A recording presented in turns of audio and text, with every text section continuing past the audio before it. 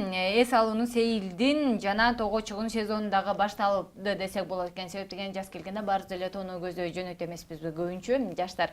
Анан эс алуу жакшы, бирок жаратылыш коюнда жүргөндө кээ бир эрежелерди дагы сактай жүрүш керек экен. Ал жакта мисалы кенени жармаштырып алышыбыз мүмкүн дегендей.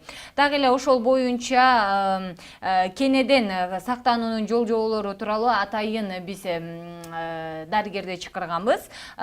Республикалык карантиндик жана өтө кооптуу жугуштуу оорулар борборунун дарыгер-паразитологу Зайнидин Мамыров келген. Саламатсызбы? Саламатсыздарбы? Кутмандуу таңыңыз менен.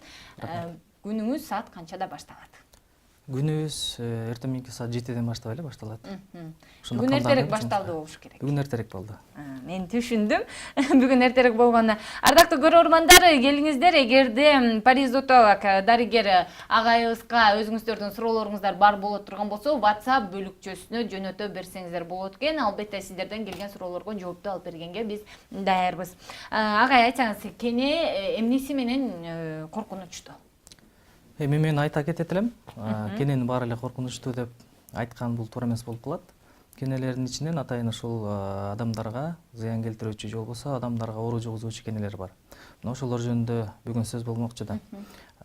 Ошол биздин жашообузда эле кенелердин көптөгөн түрлөрү бар. 1000ден ашык түрү бар да. Анын ичинен ошол кооптуу делген кенелерге биздин Кыргызстандын аймагында бир 6 түр эле кездешет да. Алардын ичинен эң кооптуурагы же болбосо бүгүнкү маек кыла турган оору кене вирустук энцефалит оорусун жугуза турган эки эле гана кененин түрү жугузат. Ушулар кооптуураак деп айта кетет элем да кенелердин ичинен.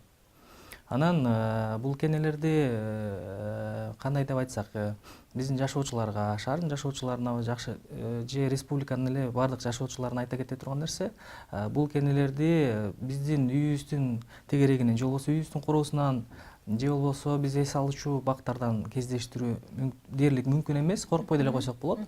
Бул атайын ошол кене вирустук энцефалит оорусу жайгашкан табигый очоктор бар. Атайын ошол табигый очоктордо ошол жерлердеги кенелер бизге коркунучтуураак болуп эсептелинет да. Ошондуктан мен биздин жашоочуларыбызды коркуткум келбейт. Бардык жердеги эле кенелер оору жугуза бербейт да. Биздин корообузда, үйдөгү короолордо жок. Жок. Короолордо кенелер бар, бирок алар оору жугузбайт деп айтсак болот да. Коркунуч жок. Коркунуч жок. Жармашпаса деле коркунуч. Коркунуч жок, бирок мен толук баягы айта албайм. Коркунуч жок деп. Аны баягы айтпадымбы, жаратылыш очоктуу аймактарда коркунучтар бар. Ошол жерде оору вирус таралып атат. Ошол жердеги кенелер жакса гана ооруп калышыбыз мүмкүн. А биздин үйүбүздүн корообуздун аймагындагы кенелер коркунучсуз. Көпчүлүк учурда эле биз иттерибизге, мышыктарыбызга же болбосо үй жаныбарларына кенелер жабышып калганын көрүп атпайлыбы? Же болбосо өзүбүз деле көпчүлүк учурларда ошол кенелердин чагыбысына туш келип калып атабыз да. Анан мындай айтканда, биздин статистика боюнча ошол үйдө, үй шартында же болбосо шаар ичинде жайгашкан бак парктарда кенелер чагып ооруп калган учурлар жок. Ошон үчүн биз мындай ишендирүү менен айтып кете алабыз да. Ооруп калуу коркунучу аз деп. Жакшы. Эгерде ошол жаратылыш коюнда жүргөндө андан кантип сактанса болот?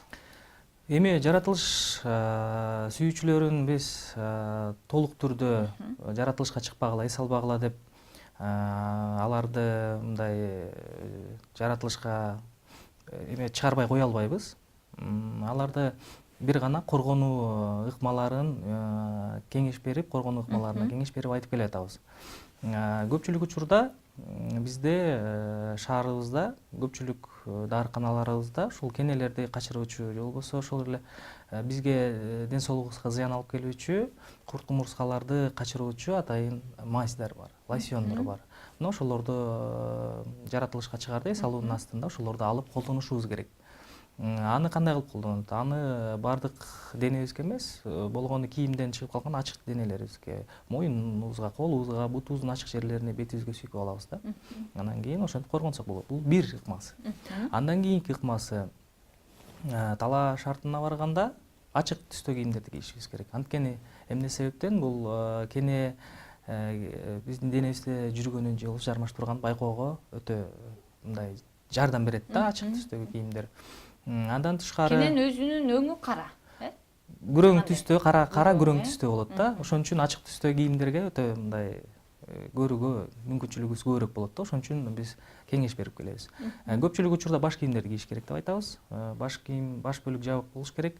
Анан колдон келсе көбүнчө биз баягы футболкаларды кийип, шорталар кийип чыгып атпайлыбы? Ал нерсени мен кеңеш бербейт элем, андай эмес, узунураак шымдарды кийип, талаа шартына барганда ошол шымды дагы ачып койбостон байпагыбыз менен кыпчап кымтып алышыбыз керек да, жабык болуш керек дегендей.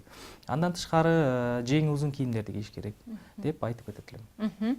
Жакшы, мынакей ардактуу көрөрмандар, келиңиздер, эгерде өзүңүздөрдүн да кандайдыр бир кызыктуу же болбосо көптөн бери жүрөгүңүздөрдө өтүп жүргөн суроолор бар болсо, бизди карата узата берсеңиздер болот экен. Албетте WhatsApp бөлүкчөсү кызматта. Анан эгерде ошол кене чага болсо эмне болот? Кене чага болсо, сөзсүз түрдө айтып атпайлыкпы? Талаш артында, көпчүлүк учурда талаш артында болуп атат. Буну кенени тезинен чыгарып алганга аракет кылыш керекпиз.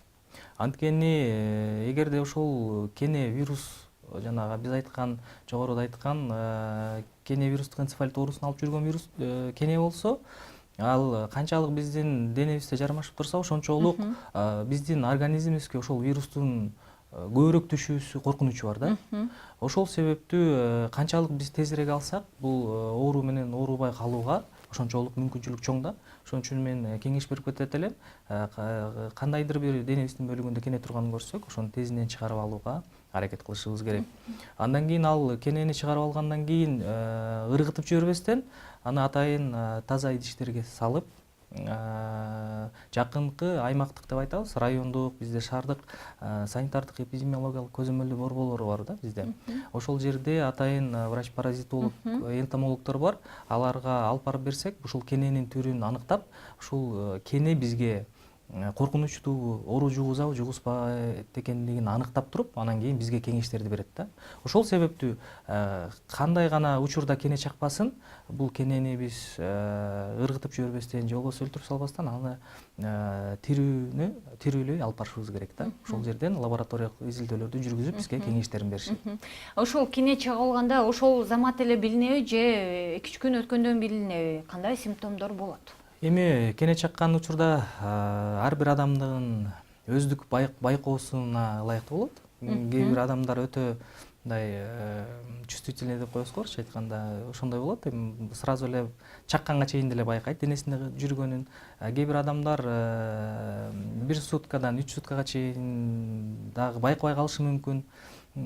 Качан гана кене баягы биздин каныбызды ичип, анан баягы чоңоюп кетет да, көлөмү чоңоюп кеткен ошол учурда гана байкашат да. Ошол чаккан жери кызарып, ооруксунган учурда эле байкап, анан кийин алган учурлар кездешет көпчүлүк учурда. Анан бизге кайрылгандар көпчүлүгү ошол баягы 1 сутканын ичинде кайрылышат да кене чыгып. Ошол кене жармашып калганда жана чоңойгондон кийин ал деген канды сорот да. Анан ал деген кене баягы чоңоюп чыгат эмеспи? Анан ошол адам өз эле мынтип тартып алып койсо, буну кенени дагы оңой менен алууга болбойт. Анткени оңой эмес да, мындайча айтканда. Муну алуунун да өзүнүн ыкмалары бар. Анткени кененин ийнеси деп коебуз башындагы. Бул өтө мындай денеге бекилип калат да. Бекилип калат дагы, чыгаруу өтө кыйынчылыкка турат. Ошондуктан көпчүлүк учурда баягы ийнеси денеде калып калат, ириңдөөнү пайда кылат, ушундай учурлар көп да. Ошон үчүн кене чаккандан кийин мен кеңеш берип кетем.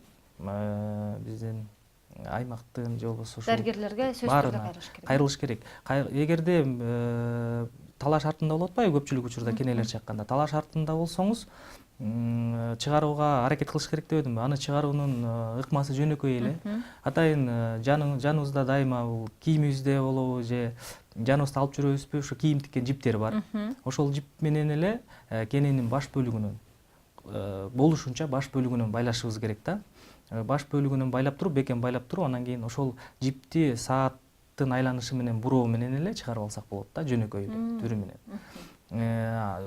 Бурап, анан кийин өйдөрөөк тартышыбыз керек да. Бурап, тартып, анан кийин ошонун ыкмасын чыгарып алыш керек.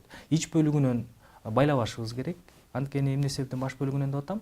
Ич бөлүгүнөн байлаганда кененин организминдеги ичиндеги вирустардын баарын кайра биз өзүбүздүн организмибизге мындайча айтканда зыян келтирип атабыз да. Ошол себептүү кеңеш берем, баш бөлүгүнөн кармап тартууга аракет кылыш керек. Эгерде кенени чыгарган учурда ийнесин калып калганын байкасак, аны чыгарууга да аракет кылышыбыз керек да. Анан айтсаңыз, мисалы ошол ийнеси калып калат деп атпайбы? Анан ошол ириңдейт деп атат. Канча убакыттын ичинде ириңдейт жана канча убакыттын ичинде ошо ийнеси калып калганы билинет? Ийнеси калып калганы ошол эле учурда, кенени чыгарган эле учурда билинет, кара болуп, колубузга тиген. Мисалы дарыгерге барбай эле үй шартында эле жолуп алып андан кийин азыр негизи кыргызчылык кылгандар, кыргыздар негизи кыргызчылык кылганды жакшы көрөбүз. Үйдөн эле өзүбүздү өзүбүз дарылап, өзүбүз менен өзүбүз болобуз да. Анан ошол учурда мисалы үй шартында эле өздөрү алып алды, дарыгерге кайрылган жок, анан ийнеси калып калганы канча убакытта билинет да мисалы? Эми ал башта уртабы, ириңдегенде мурда. Сиз анда мени сурасаңыз керек да.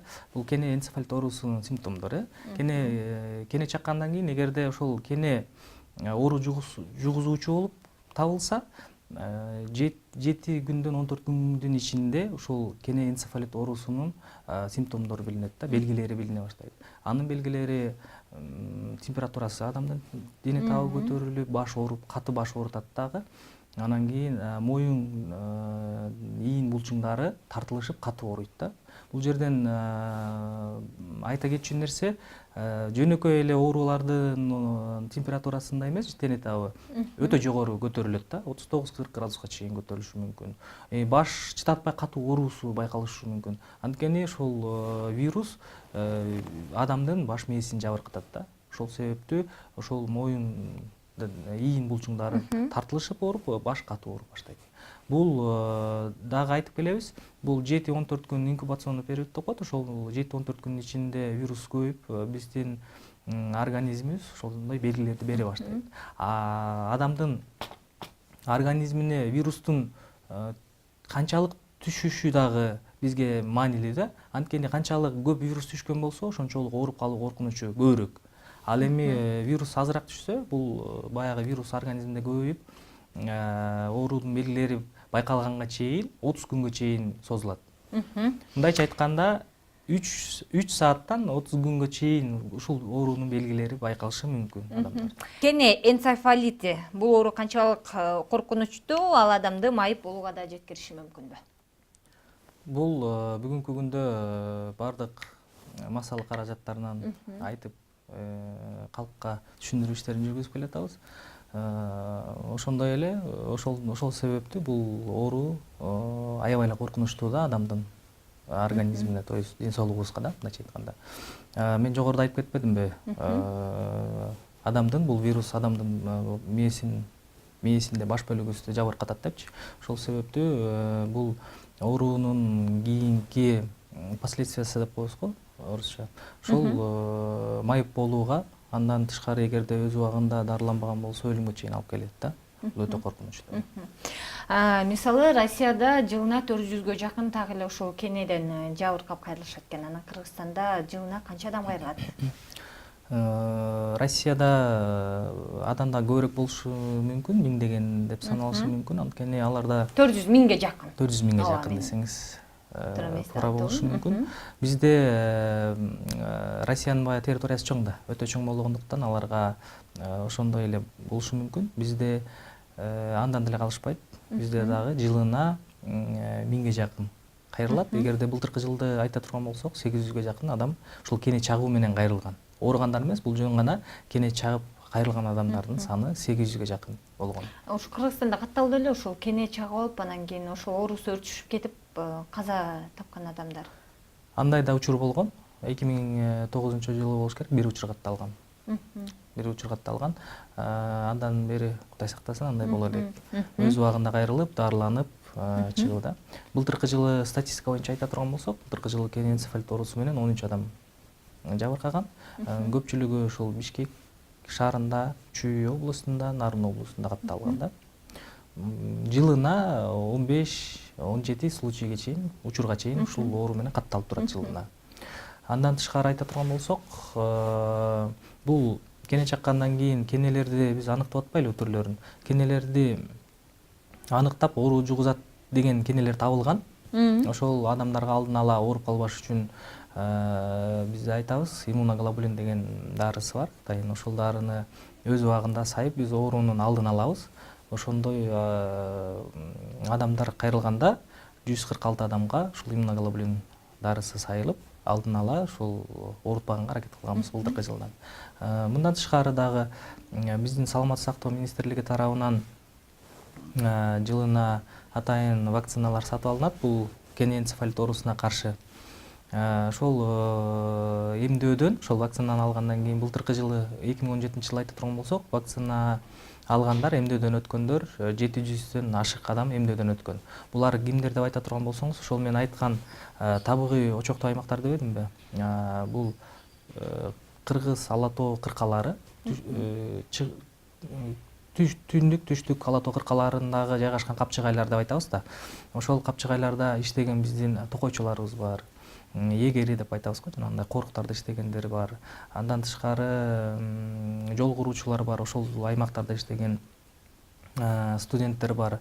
Ошол аймактарга чыгып практика өтө турган. Ошолорду алдын ала ушул ооруну алдын алуу үчүн группа риска деп коебуз, коркунуч тобу. Ошолорго биз жылына эмдөө жүргүзөбүз. Ошол былтыркы жылы ошол 700 адамды эмдөөдөн өткөзүп, алдын алуу иштерин жүргүзгөнбүз. Жакшы, анан кийин көрөрмандарыбыздан дагы суроолор келген экен. 506 абоненттен келген. Кандайсыздар? Таракан чагабы дейт. Таракан чакпайт. Бул жөн гана биздин тамактар менен үйдөгү кухня деп атпайбызбы? Ошол кухняда тамактарыбыз менен, калдыктар менен тамактанат. Анан эгерде жанагындай оору таратуучу микробдор болсо, эгер биздин тамак ашыбызга ошол түшүп калышы мүмкүн да. Тамак ашып калышы мүмкүн да. Анан дагы суранып кеткен экен, жогоруда да айтып кеткен, 510 абоненте кенеден кандай оорулар жугушу мүмкүн дейт, дагы бир жолу кайталай кетесизби? Кенелерден биз бир гана түрүн айтып атабыз бүгүнкү күндө. Кене вирустук энцефалит оорусу деп. Андан тышкары ошол кене инфекциялары деп айтылат көптүк түрдө. Кене көп инфекцияларды алып жүрөт. Бул кене вирустук энцефалиттин бүгүн сөз кылып атпайлыбы? Анткени бул адамга өтө коркунучтуу болгон себепти бүгүн буну өзүнчө бөлүп айтып атабыз да. Болбосо кене бир гана бул вирусту эмес, бир канча бактерияларды, рикетсиоз деп коебуз, боррелиоздорду алып жүрөт, адамга жугузат. Анан мындай деген экен, 341 абонент, саламатсызбы? Уйлардан кенелерди кандай кетирсе болот? Сарайларды кандай дезинфекциялоо керек дейт? Буну атайын биздин мамлекеттик санитардык эпидемиологиялык көзөмөлдөө борборлору бар. Райондорубузда, шаарларыбызда айтып кетпедимби? Ошол жерлерде отдел дезинфекция деп айтылат, өзүнчө бөлүм бар, дезинфекциялоо бөлүмдөрү. Мына ошол жерлерге биздин жарандарыбыз кайрылса, ошол жерден кеңештерди берип, үйүнө барып, тазалоо иштерин жүргүзүп берет. Ошол жака кайрылышы керек да. Анан 299 абонент мындай дейт, алдын ала талааны дарылап кенени өлтүрсө болобу дейт. Болот. Эгерде коркунуч адамдын ден соолугуна коркунуч келтирүүчү кенелер табылган болсо, ошол талаадан сөзсүз түрдө биз ошол кенелерди жок кылуу иштерин, дарылоо иштерин жүргүзүш керек да. Талааларды тазалашыбыз керек. Бул маселе Советтер Союзу убагында дагы көп жүргүзүлгөн. Ошол биз айтып аткан коркунуч туудуруучу жана жаратылыш очокторунда ошол кенелерди жок кылуу иш-чаралары жүргүзүлгөн. Азыркы учурда мындай иш-чаралар жүргүзүлбөйт. Ар бир аймак өзүнө тиешелүү аймактарда ушундай иш-чаралар жүргүзүш керек да. Жакшы, ардактуу көрөрмандар, келиңиздер, өзүңүздөрдүн суроолоруңуздар бар болсо, узата берсеңиздер болот экен. Бизде конокто республикалык карантиндик жана өтө кооптуу жугуштуу оорулар борборунун дарыгери, паразитолог Зайнидин Мамыров конокто. Анан айтсаңыз, кенелердин азыркы учурда активдешүү мезгилде келе жатат. Жарандарга кандай кеңештерди бере аласыз? Жаратылышка чыкканда сак болуш үчүн кандай кийинүү керек тууралуу жогоруда айтып кетсеңиз, анан кийин андан тышкары дагы. Андан тышкары дагы баса белгилеп айтып өтчү нерсе, кийимдерден тышкары дагы жаратылышка барганда чөптүн үстүнө отурбоо керек да. Биз ошол кенелер көбүнчө ошол мал жандыктар өтүүчү жерде же болбосо адамдар басып жүрүүчү жерлерге атайын ылайыкташып турат дагы. Ошол чөптөрдүн үстүндө отурушат булар күтүп. Мына ошол биз өтүп аткан учурда бул кенелер биздин кийимибизге жармашып туруп, анан нары чыгып бизди чагууга аракет кылат да. Ошол себептүү үй бүлө менен жаратылышка чыкканда атайын брезенттер деп коебуз, же болбосо астыбызга салуучу атайын буюмдарды же болбосо бир материалдарды алып барышыбыз керек дагы, астыбызга салып отурушубуз керек. Андан тышкары бул жаратылыштан келген учурда, жаратылышта болгон учурда жарым саатта 1 саат аралыгында балдарды же болбосо өзүбүздүн жакындарыбызды, чогуу биз менен барган кийимдерин карап турушубуз керек, денелерин карап турушубуз керек да. Ошо кене чыгып бараткан жокпу же болбосо кене жармашып турган жокпу дегендей бир маселелерди карап турушубуз керек. Андан тышкары биз жаратылышка баргандан кийин сөзсүз түрдө гүл терип келгенде же болбосо бир бизге кызыктуу болгон чөп шаарларды алып келебиз да үйүбүзгөчү. Мына ошол учурда дагы өтө сак болушубуз керек. Жаратылыштан келгенден кийин үйгө дагы ошол алып барган материалдарыбыздын баарын сыртка күүп кагып, кийимибиздин баарын сыртка күүп кагып келишибиз керек. Андан тышкары үйүбүзгө киргенден кийин дагы взаимосмотр деп коет, бири-бирин денесин карап чыгыш керек. Ушу кене жармашып калбагандыгын байкоо үчүн. Андан тышкары айткандай чөп чаар алып келе турган болсок, гүл терип келген учурлар болсо, ошол гүлдөрдү дагы тыкыр карап туруп, анан кийин үйгө алып кирүүбүз зарыл да. Анан ошол кене чыгып алып, анан кенеден оору жуктуруп алган адамдан адамга оору жукпайбы? Жок.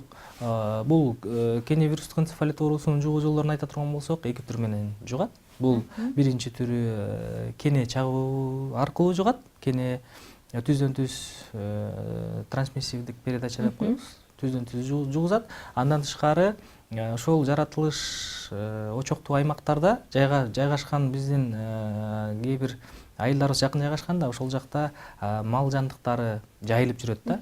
Мына ошол жерден уйларыбызды же болбосо эчкилерибизди, койлорубузду дегеле ошол вирусту алып жүргөн кене чаккан болсо, биз малдын чийки сүтүн иче турган болсок, ошол сүт аркылуу жугуп калышы мүмкүн да. Ушу бул экинчи түрү болуп эсептелинет. Ошол себептүү жаратылыш очоктуу аймактарына жакын жайгашкан айылдарда биз түшүндүрүү иштерин да жүргүзүп келебиз. Ошол мал жандыктарынын сүттөрүн бышырып ичүү зарыл экенин айтып келебиз. Бул жакта мындай суроо келген экен. Салам дейт, небереме кене жабышып алган экен, кене жабыккан жери жара болуп аякпай жатат. Эмне кылышыбыз керек дейт? Эми жогоруда айтпадымбы? Ар бир адамдын мындай организми ар кандай кабыл алат депчи. Буну дарыгерлерге сөзсүз түрдө тезинен дарыгерлерге кайрылып, дарыгерлерден кеңеш алыш керек деп айтып элем да. Бул жарасы аякпай жатса, бул коркунучтуу эле нерсе го, э? Бул жөн гана тери оорулар болушу мүмкүн. Ошол атайын дарыгерлердин кеңешин алыш керек. Бул жерде коркунуч жок. Бул жакка жөнөткөн экен. Ардактуу Тажикстан жергесинен жөнөткөн көрөрман бар экен. Сиздин сөзүңүзгө чындыгын айткан. Кене деген эле сөздү түшүндүм, калган сөздү түшүнгөн жокмун. Кыргызча так жөнөтүп койсоңуз, сурооңузга жооп алып берем. 431 абоненттен келген. Салам пирамида, кенелер учабы дейт. Жок, учпайт. Учпайт, э? Жакшы. Ардактуу көрөрмандар, келиңиздер дагы да СМС билдирүүлөрдү, суроолоруңуздарды күтөм. Эгерде бизде убактыбыз бир канча гана саналуу гана мүнөттөр калды, так эле ошол мүнөттүн ичинде өзүңүздүн кандайдыр бир суроолоруңуз бар болсо, узатып калсаңыз болот дейли. Анан ардактуу көрөрмандар, кене тууралуу же болбосо ушул оорулар тууралуу жөнөтсөңүз болот. Анан мындай деп жөнөткөн экен. Иттен да оору жугабы дегендер бар экен. Иттен да жугушу мүмкүн. Мынакей. Мен болсо, ардактуу көрөрмандар, өзүнүн статусту жыйынтыктайбыз. Себеп дегенде биздин убактыбыз соңуна келип каптыр. Бизде паразитолог, дарыгер Зайниди Мамыров агайыбыз бар. Сизге эркин микрофон берели анда. Рахмат. Мен дайыма айтып келем, ошо массалык маалымат каражаттарында жыйынтыктоочу сөздө ар бир ооруну алдын алса болот. Ошондуктан биздин телекөрүүчүлөргө айтат элем, кандай гана оору болбосун, өз убагында, өз учурунда дарыгерлерге кайрылып, ар бир оорунун алдын алып дарыланса болот. Сизге рахмат, келип бергениңизге ыраазычылык билгизебиз. Ден соолуктугуңуз дейли дагы. Бизде конокто республикалык карантиндик жана өтө кооптуу жугуштуу оорулар борборунун дарыгер паразитолог Зайнидин Мамыров болду. Жакшы бир кеп кеңештер берди. Албетте бул кеп кеңештерди өзүбүзгө керектүү жактарын же болбосо негизинен эле сактануу жактарын дагы үйрөндүк десек болот экен. Албетте ден соолук бул биринчи байлык дейт. Ден соолугубузга карайлы дейли дагы.